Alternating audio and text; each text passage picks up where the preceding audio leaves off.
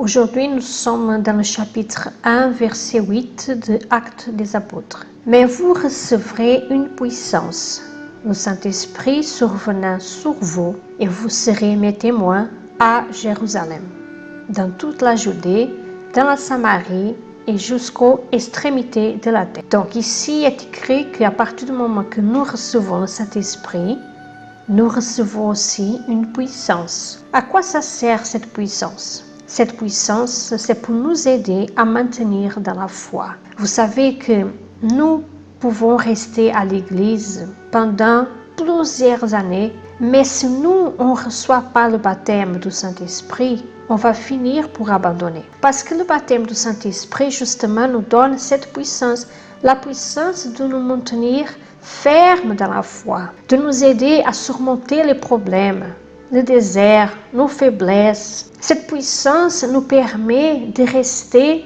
dans cette foi jusqu'à la fin.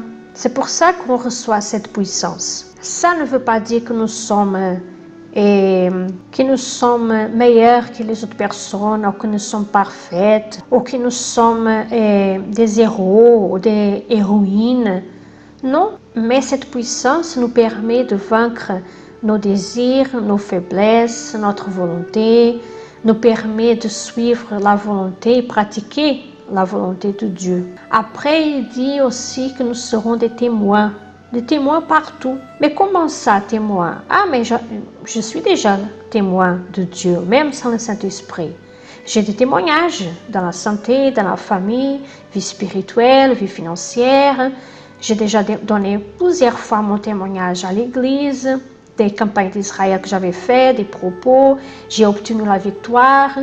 Même quand j'évangélise aussi, je donne mon témoignage. Oui, ça aussi. Mais ce témoin que parle ici dans ce verset, c'est plus profond que ça. C'est la personne qui vraiment connaît Dieu.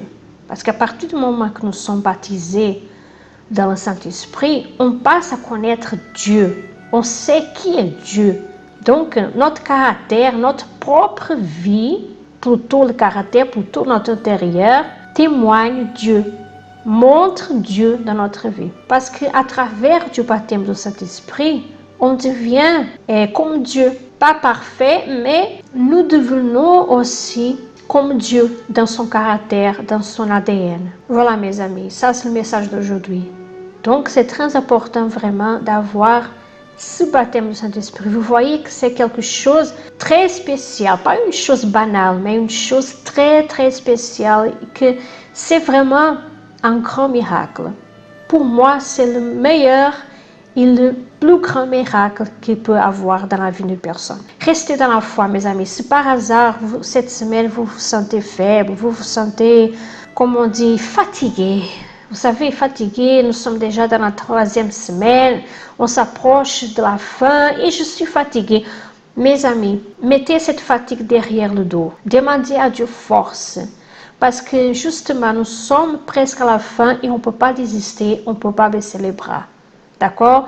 Vous êtes fort, vous allez réussir. Ne baissez pas les bras, ne désistez pas. Mais continuez ferme. Au nom du Seigneur Jésus. Amen.